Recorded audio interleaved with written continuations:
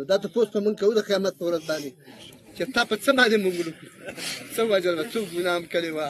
دا زما ښځه دهشتګرده وه دا وړوکي بچیان مې دهشتګرد وو زه دهشتګرد وم ملاخر دا بچي مې دهشتګرد موږ خو نه دهشتګرد په سترګو لیدلې ده نن د دغه طرف ته سوچ شته دی باجوړ کې د پاکستانی پوځ وروسي عملیات په وروستیو کالونو کې بېساري بلل شوي دي د کومو عملیاتو له امله چې لسګونه زره کورنۍ هم بېځایه شوي دي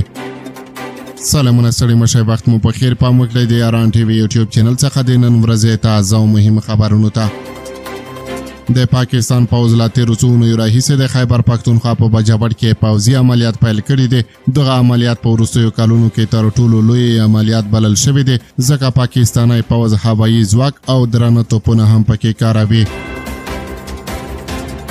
د عملیاتو د پام وړ سیمې د ډیورن کرښې ته څیرمه مومن تحصیل دی باجوړ کې چارواکو ویلي دي چې لسګونه زره کورنۍ بېځایه شوي دي دا ښایي د ډېرو لپاره د بېکورۍ لومړنۍ تجربه نه وي د پاکستان پوځ وایي چې دغه عملیات د اورپکو ډلو د ځپلو لپاره کوي او دا چې د اسلامي دولت نومي ډلې داعش په ګډون یو شمېر وسله والې ډلې دغلته فعالې دي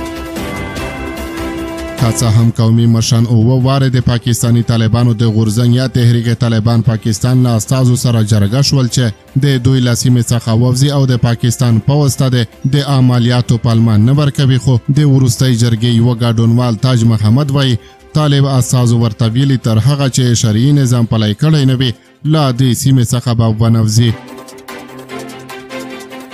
داسې ښکاري چې د پوځ پر وړاندې لوی خنډ پاکستانی طالبان دي خو هغسې چې پېښور کې مشت څېړونکی مشتاق یوسفزی وایي د باجوړ د ډېرو سیاسي څېرو وژلو کې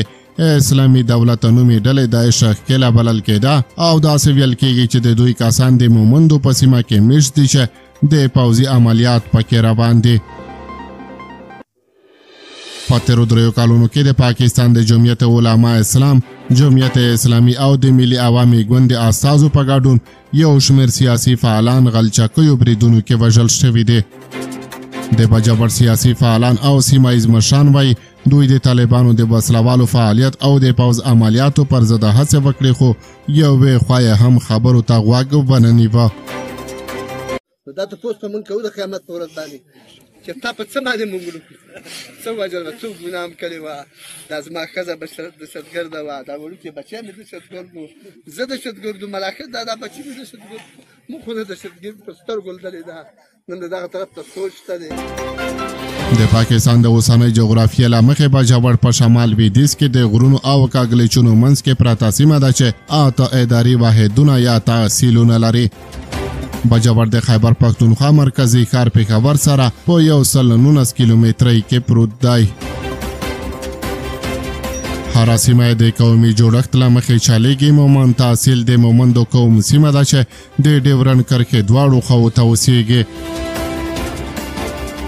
همداسې بېلګې هم شته چې د دغه قوم د ځینو کورنیو یو ورور د ډیورن له کرښې پورې د کونړ په مراورې ولسوالۍ او بل یې په باجوړ کې ځمکې لري